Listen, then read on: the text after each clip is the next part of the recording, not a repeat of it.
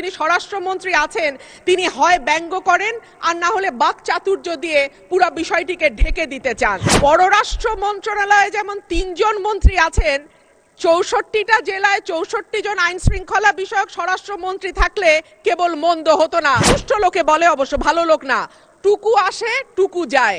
১৮০ দিনের অগ্রাধিকার তালিকার মধ্যে এই সরকারের প্রথম ৩টি কাজের একটি ছিল আইন শৃঙ্খলার উন্নতি, ২ নম্বরে ছিল দ্রব্যমূল্য নিয়ন্ত্রণ এবং ৩ নম্বরে হলো জ্বালানি খাতের নিশ্চয়তা।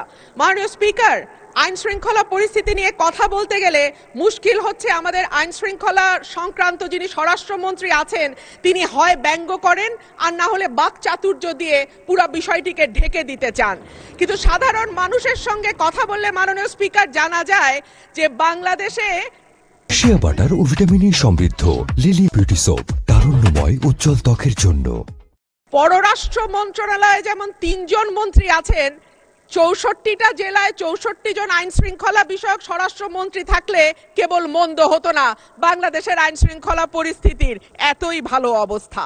আর মাননীয় স্পিকার, জ্বালানি নিয়ে আর কি বলবো, তেল আর গ্যাস আর বিদ্যুতের ব্যাপারে মানুষ বলে, দুষ্ট লোকে বলে, অবশ্য ভালো লোক না, টুকু আসে টুকু যায়, এই আসে এই যায়, কতক্ষণ থাকে তারা নাকি বুঝতে পারে না।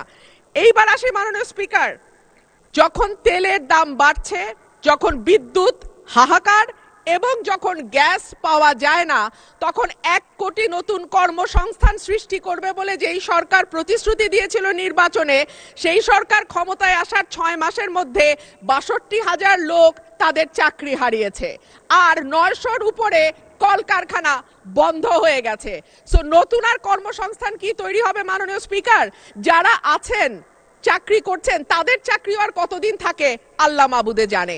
বাজারে যখন মানুষ যায় ৮০ টাকার নিচে কোনো সবজি নাই, ডিমের দাম কয়েক দফা বেড়েছে, চালের দাম, বিশেষ করে মিনিকেট যে চাল বলা হয় এটা নাকি খায় না, তারপরেও তো কেউ কেউ খায় মাননীয় স্পিকার, যখন দ্বিগুণ হয়ে যায় এবং যখন আমরা টিসিবির লাইন দেখি।